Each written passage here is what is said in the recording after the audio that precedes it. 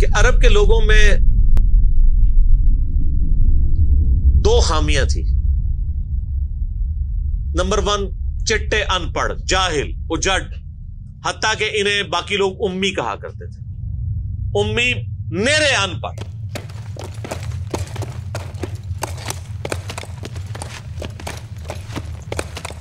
دوسری خامی تھی کہ یہ لوگ آپس میں لڑتے رہتے تھے. خاندانوں کے خاندان ختم ہو جاتے تھے. پانی پینے پلانے کے اوپر جھگڑا ہوا ہے تو 10 سال لڑائی ہو رہی ہے. یہ دو خامیاں تھیں. نمبر 1 چٹے ان پڑھ, نمبر 2 لڑاکو لیکن آپس میں. لیکن دو خوبیاں بھی تھیں. ایک خوبی یہ تھی کہ یہ ٹف ماحول کے عادی تھے. ریگستان کے رہنے والے, گرمیوں میں یعنی اتنے مشکل سفر کرنے والے, اونٹ کے اوپر مہینوں کے سفر, تھوڑا سا ساز و سامان کے ساتھ. اور دوسری خوبی یہ تھی کہ یہ جب کسی کو زبان دے دیتے تھے نا, پھر گردن ہی کٹتی تھی, پیچھے نہیں ہٹتے تھے, چاہے کسی دشمن کو بھی زبان دی ہے. اللہ نے ان کی یہ دو خوبیاں یوٹیلائز کر لی کہ زبان دی اللہ کے نبی علیہ السلام کو, انہوں نے جس نے دی, پھر گردن ہی کٹی ہے. اور دوسری خوبی کہ وہ ٹف ماحول کے عادی تھے لیکن لڑتے آپس میں تھے.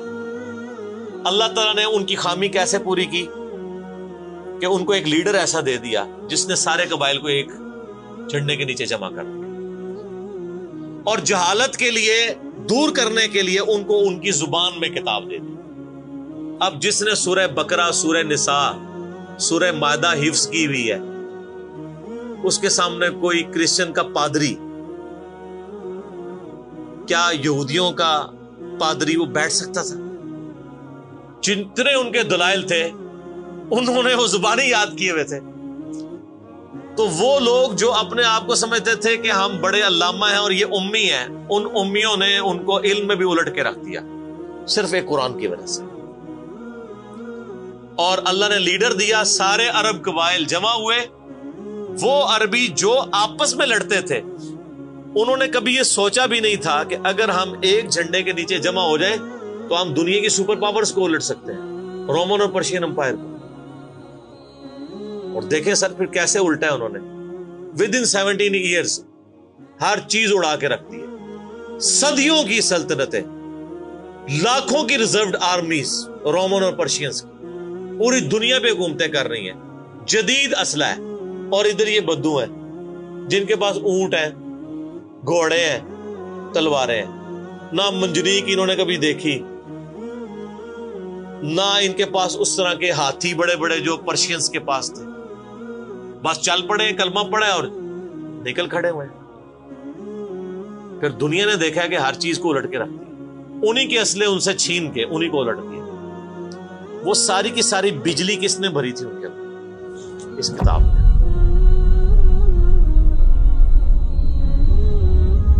یہ کتاب تھی. کتاب پڑھتے تھے, ایمان تازہ کرتے تھے. جہاد کا کیوں ذکر ہے اتنا قرآن کے اندر؟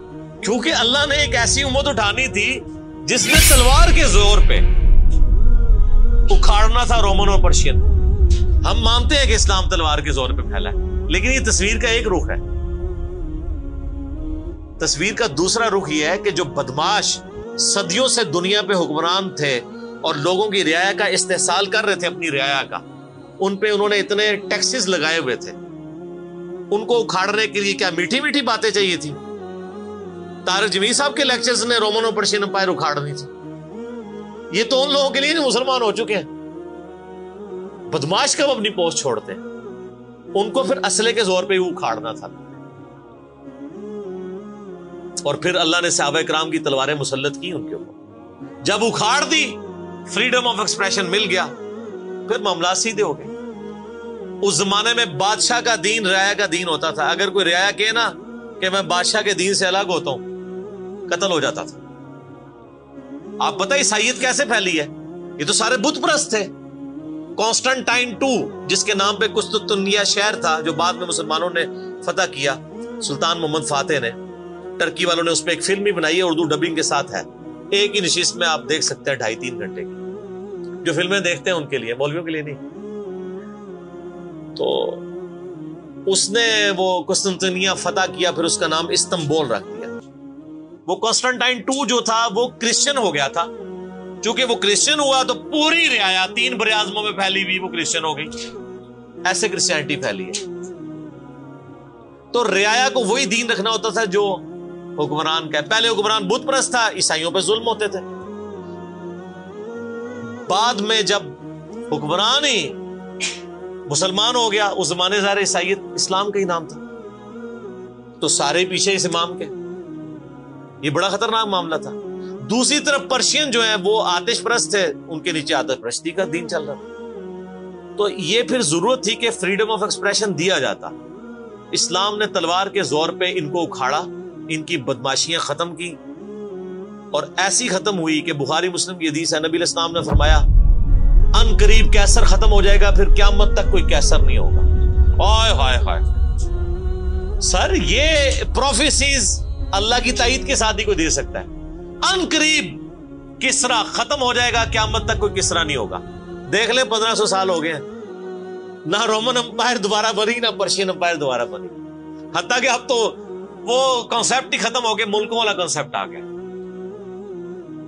اور اس زمانے میں یہ بات کرنا ایک ایسے شخص کا جس کے اوپر ایمان لانے والے گنتی کے لوگ ہوں، بہت بڑی بات.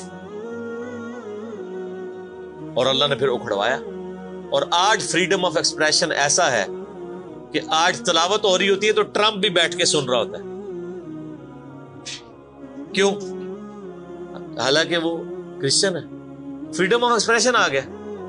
آپ جائیں امریکہ میں، آپ کسی مارکیٹ میں مسلح ڈال کے نماز پڑھیں، کوئی آپ کو منع نہیں کرے گا. الٹا آپ کے ساتھ سیلفیاں بنا رہے ہوں گے کہ یہ کیا ہو رہا ہے. تو پہلے کوئی سوچ سکتا تھا کہ فرعون کے سامنے کوئی نماز پڑھتا؟ جادوگروں نے ذرا سی بات کی، ایمان لے کے آئے تو میں تمہیں سولی دے دوں. تو یہ اسلام اس دور جدید کا خالق ہے. اور یہ دور جدید کو تخلیق جو اسلام نے دی ہے وہ قرآن کے ذریعے. ایک علامہ وحید الدین خان صاحب ہیں انڈیا کے، 90+ ان کی ایج ہے. انہوں نے کتاب لکھی ہے اسلام دور جدید کا خالق. اسی ٹاپک کو ایڈریس کی، کمال کی کتاب ہے وہ، اور پڑھنے سے تعلق رکھتی ہے. آپ گوگل سے اس کا PDF بھی ڈاؤن لوڈ کر سکتے ہیں، چھوٹی سی کتاب ہے. تو انگلش میں بھی ایک کتاب لکھی ہے گاڈ رائزز، خدا ابھرتا ہے. خدا پھر جو ابھرا ہے نا جی قرآن کے ذریعے. خدا کو تو خیر مخلوق کی ضرورت نہیں ہے، لیکن مخلوقات نے جو تماشا بنایا ہوا تھا نا، اس تماشے کو ہمیشہ کے لیے اللہ تعالیٰ نے اپنے پیغمبر امام اعظم سیدنا و مولانا محمد رسول اللہ صلی اللہ علیہ وآلہ وسلم کے ذریعے شرک کا خاتمہ کر کے قیامت تک کے لیے جو دین اسٹیبلش کیا اس کتاب کے ذریعے. اب یہ کتاب قیامت تک نبی علیہ السلام کا معجزہ ہے. یہ کتاب ہے سر جس نے دنیا پلٹ دی. اور یہ وہ کتاب ہے جو ہم صرف اپنی بچی کو جب رخصت کرنے لگتے ہیں نیچے سے گزارتے ہیں، ٹھیک ہے، اور چوم کے غلاف میں رکھ دیتے ہیں. اس سے زیادہ اس قرآن کو ہم کوئی اہمیت نہیں دیتے.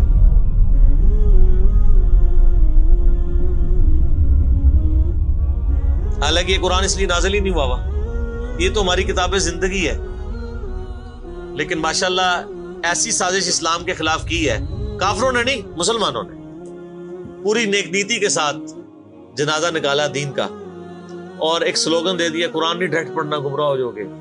قرآن میں بڑی بڑی مشکل چیزیں ہیں، اس کو ہاتھ نہیں لگانا. یہ یہودی بات کرتے تو ہم کہتے ہیں یہ اللہ کے دشمن ہے. مسلمان کہہ رہے ہیں، ہم کہہ رہے ہیں بالکل صحیح کہہ رہے ہیں. وہ میرا کلپ آیا نا پچھلے، لیکن وہ جو ایک مولوی نے کہا ہے تو وہ اسلام 360 کے اوپر جو اس نے حملہ کیا ہے، تو میرا کلپ بھی اس پر ریکارڈ ہوا ہے. تو پہلے تو لوگ کہتے تھے کہ ہم ہی باتیں کرتا ہے، اب تو ویڈیو میں لوگ ریکارڈ کرا رہے ہیں کہ جی قرآن ڈائریکٹ نہیں پڑھنا، آپ گمراہ ہو جائیں. اچھا، آج تک آپ نے کبھی نہیں سنا یہ کہ فلاں مولوی کی کتاب ڈائریکٹ نہیں پڑھنی، آپ گمراہ ہو جائیں گے. یعنی مولوی کڈا سیاڑا ہے کہ اس کو طریقہ پتا ہے کہ میں نے بات کیسے سمجھانی ہے، اور اس کو ایسی کتاب لکھنی بھی آتی ہے جو گمراہ نہ کرے. اور اللہ کو ایسی کتاب نہیں دینی آئی کہ جو گمراہ ہونے سے بچا لے. قرآن میں کہاں ہے کہ یہ گمراہ کرتا ہے؟ وہ تو اللہ نے ٹانٹ کیا کہ جو قرآن پہ ایمان نہیں لاتے وہ گمراہ ہوتے ہیں. جو ایمان لے ہیں اور بات مان لیں وہ کیسے گمراہ ہوں گے؟ یہ تو تعریف کی ہے انہوں نے. تو اس کتاب نے جناب دنیا کی کایا کلب کی ہے، اور اس کا ٹیسٹ آپ تبھی فیل کر سکتے ہیں جب آپ عربی جانتے ہو تھوڑی بہت، یا پھر اگر آپ نے اردو میں ٹیسٹ لینا ہے تو آپ مولانا مودودی رحمہ اللہ کا ترجمہ پڑھیں، وہ اسی سوز و گداز کو ٹرانسلیٹ کرتا ہے اردو کے اندر۔ میں نے ابھی تک کسی اور بندے کے ترجمے کو نہیں دیکھا کہ جو ترجمے بڑے لوگوں نے کیا، احمد بریلوی صاحب نے، شری تھانوی صاحب نے، ان دونوں کے ترجمے تو ویسے ہی وقت کے ساتھ ختم ہو گئے اس لحاظ سے کہ اس میں تو کئی الفاظ جو ہیں وہ پرانی اردو کے ہیں، ہمارے نئے بچوں کو تو سمجھ نہیں آتی یہ لکھا کیا ہوا ہے۔ ہم نے کئی سنگتیں ہلاک کر دی۔ سنگتیں پتہ کسے کہتے ہیں؟ نہیں پتا۔ کئی امتیں، انہوں نے امت کا ترجمہ سنگت کیا، اس زمانے میں وہ چلتا تھا، ٹھیک ہے۔ آج کل اگر آپ اعلیٰ حضرت کا یہ ترجمہ رکھیں تو لوگوں کو نہیں سمجھ آئے، لیکن مودودی صاحب نے چونکہ لیٹسٹ اردو میں ترجمہ کیا اور پھر وہ سوز و گداز ٹرانسفر کیا۔ میرا چیلنج، آپ کوئی قرآن کی صورت نکالیں اپنی مرضی کی، باقی ساروں کے ترجمے رکھیں، پھر مودودی صاحب کا بھی پڑھیں، تو آپ کو لگے گا کہ آپ کا دل تیزی سے دھڑکنا شروع ہو گیا ہے۔ الفاظ کے چناؤ، پھر اس میں جو ردم ہے، اور وہ انہوں نے تفہیم القرآن کے مقدمے میں لکھا ہے کہ میں نے دیکھا ہے کہ ہمارا نوجوان قرآن ترجمے سے لے کے بیٹھتا بھی ہے نا تو بور ہو جاتا ہے، تو ان کا میں نے سمجھا کہ کیوں ہوتا ہے بور، کیونکہ وہ تو پڑھ رہے تھے اردو میں، اللہ نے تو قرآن نازل کیا عربی میں، عربی اس نے سیکھنی کوئی نہیں ہے، اور اردو نے جو ترجمہ کیا ہوا ہے وہ انہوں نے ترجمہ کیا ہوا ہے ایز اے اسٹوری بک۔ یہ تو کتاب زندگی ہے، یہ تو زندہ کتاب ہے، بلکہ مسلمانوں کی زندگی کا سبب ہے۔ صحیح مسلم میں حدیث ہے، اللہ اس کتاب کی وجہ سے قوموں کو عروج دے گا اور اس کتاب کی وجہ سے لوگوں کو، امتوں کو زوال دے گا، جس کو ڈاکٹر اقبال نے پھر شعر میں کہا، وہ زمانے میں معزز تھے مسلمان ہو کر اور تم خار ہوئے تارک قرآن ہو کر۔ وہ زمانے میں معزز کون؟ صحابہ، اہل بیت، تابعین تبع تابعین، اور تم خار ہوئے کون؟ اسی، اور صرف اسی نہیں، ساڑھے بزرگ بھی۔ یہ نہ سمجھیے گا، ظاہر آپ تو ہم کہہ سکتے ہیں نا، ڈاکٹر اقبال کے زمانے میں انڈیا، پاکستان، بنگلہ دیش کے جتنے بابے زندہ تھے، آج تو کہہ سکتے ہیں مر گئے ہیں۔ ڈاکٹر اقبال جب یہ شعر کہہ رہا تھا تم خار ہوئے تارک قرآن ہو کر، تو وہ خار احمد بریلوی صاحب، اشرف تھانوی صاحب، یہ سارے لوگ زندہ تھے اس وقت، تو انہی کو ہی کہہ رہے تھے نا۔ حتیٰ کہ قرآن کے ترجمے کو بھی گناہ سمجھا گیا، یہ تو بہت بعد میں ترجمہ ہوا ہے، پہلے ترجمہ شاہ ولی اللہ دہلوی نے کیا۔ پہلے تو لوگ کہتے ہیں قرآن کا ترجمہ کرنے کی ضرورت نہیں ہے، اور یہاں لوگ کہتے ہیں بزرگوں کی بڑی خدمات ہے۔ ہم پوچھتے ہیں 1000 سال سے بزرگ یہاں بیٹھے ہوئے ہیں، کسی ایک بزرگ کا قرآن کا بخاری کا ترجمہ مجھے دکھا دیں کہ جی یہ سلطان بہو نے دیکھے نہیں قرآن کا ترجمہ کیا، یہ جی داتا صاحب نے بخاری شریف کا ترجمہ کیا۔ کیا انڈیا، پاکستان، بنگلہ دیش کے لوگوں کی زبان عربی تھی؟ فارسی تھی نا، تو کسی بزرگ کو توفیق نہیں ہوئی ہے کہ قرآن کا فارسی میں ترجمہ کر دے۔ اتنا بڑا چھکا میں نے مارا ہے کہ قیامت تک یہ روئیں گے۔ آندہ کو کہنا بزرگوں کی خدمات ہیں، ہمارے پرائم منسٹر صاحب بھی کہتے ہیں نا جی وہ فرید الدین گنج شکر کی بڑی تعلیم۔ فرید الدین گنج شکر صاحب نے کون سا قرآن کا ترجمہ کیا؟ اگر کسی نے قرآن کا ترجمہ ہی نہیں کیا، بخاری مسلم کا ترجمہ ہی نہیں کیا، وہ کیا خدمات کرتا رہے؟ وہ اپنی تعلیمات دیتے رہے۔ صحیح غلط اس کا فیصلہ ہم نہیں کرتے، وہ تو پھر میں اور طرف چل پڑوں گا۔ صرف جو خدمات والا ڈھونگ رچایا ہوا ہے نا، وہ میں آپ کو بتا رہا ہوں۔ جتنوں کے مزار بنائے ہوئے آپ نے، کسی ایک کا ترجمہ دکھا دے قرآن کا، تو یہ پھر انہوں نے جان بوجھ کے سیاست کی اسلام کے نام کے اوپر، اپنی باتیں کرواتے رہے۔ سر ان کو پتا تھا قرآن کا ترجمہ ہو گیا، سورہ زمر اور سورۃ الانعام اگر اردو میں آ گئی تو بابوں کو کس نے پوجنا ہے؟ سر بخاری کا اگر ترجمہ ہو گیا تو ساروں نے تو رفع الیدین سے نماز پڑھنی ہے، بابے سارے بغیر رفع الیدین والے نے۔ یہ وجہ تھی کہ بڑی ہوشیاری ہے انہوں نے، یہ نہ سمجھو بولے سمجھے، بہت ہوشیار سمجھے۔ اور دیکھ لینا پھر اب رزلٹ سامنے آ گیا، جدھر ترجمے ہوئے ہیں وہ کہنا نہیں پیو دادے تے ایتھے ہاتھ بندہ سی، اے ایتھے بندہ ہے، تو رزلٹ نکل آیا نا۔ اسی لیے بزرگ جو کام کرتے ہیں وہ حکمت سے خالی نہیں ہوتا۔ ہاں انہوں نے بڑی شیاری دکھائی ہے آپ کے ساتھ، لیکن اللہ کا وعدہ ہے الذی ارسل رسولہ بالہدی ودین الحق لیظہرہ علی الدین کلہ۔ قرب قیامت سے پہلے دین کو غلبہ ملنا ہے، غلبہ بابوں کے ذریعے نہیں ملنا تھا، اسی کتاب سے، جس کتاب نے پہلے غلبہ دلایا۔ اب آج دیکھیں بچہ اینڈرائیڈ فون کھولے ہوئے ہے، کوئی آیت آتی ہے ترجمہ پڑھ لیتا ہے۔ تو سر یہ خدمت تو پھر انہوں نے کی ہے نا اسلام کی۔ اچھا یہ اینڈرائڈ فون کس رحمت اللہ علیہ نے بنایا تھا؟ وہ کہتے ہیں بزرگ تے دنیا ہی کلپ کر دے نگاہ مار کے.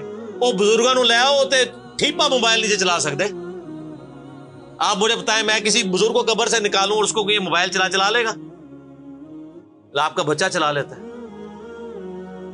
اور کسی کا اگر اتنا ایمان ہے نا بزرگوں کے اوپر, تو آج والے بزرگوں پہ بھی ہے. تو میں نے ان کو بڑی دفعہ مشورہ دیا ہے کہ بزرگ جو جناب دنیا چلا رہے ہیں, تو میں ان کو کہتا ہوں آپ کو بزرگوں کے ساتھ جہاز پہ بٹھاتے ہیں, جب 10 کلومیٹر ہائٹ پہ پہنچ جاتا ہے یہ بوئنگ جہاز, جب پہنچے تو ہم پائلٹ کو کہے کہ تو تے پائی بسم اللہ پڑھ کے تے پیراشوٹ نال کود جا, ہوں بزرگ چلان تے جہاز لینڈ کران. وہ کتنے لینڈ ہوئے گا جہاز؟ بزرگاں دے مرید بھی اس جہاز ہی نیچے بیٹھ لگے. جہاں تمہیں کہتے ہیں بزرگ دنیا چلا رہے ہیں, ان کو بھی پتا ہے جہاز کو نہیں لینڈ ہونا. اور جو جہاز نہیں لینڈ کرا سکتا, میں کہتا ہوں کسی بزرگ کو آپ لا کے جہاز کے کاکپٹ میں بھی بٹھا دیں نا, وہ نہیں لینڈ کرا سکتا. ہاں لینڈ کرائے گا اگلے جہاں جا کے, وہ بھی وہ نہیں کرائے گا, خود ہی ہوئے گا. سب کہانی ہے, کہانیوں کا دور ختم ہو چکا, کیونکہ اب ایک نعرہ عام ہے. کون سا؟ کہ نہ میں وابی نہ میں بابی, میں ہوں مسلم علمی کتابی. تو یہ علمی کتابی جب ہم کہتے ہیں تو وہ علم کون سا علم ہوتا ہے, وہ کتاب کون سی کتاب ہوتی ہے؟ یہ اللہ کی کتاب جس پہ ہم بات کر رہے ہیں. تو آپ دیکھیں میں نے اس پہ بھی 30-35 منٹ لگ گئے. اب آپ آ جائیں سورہ النبأ.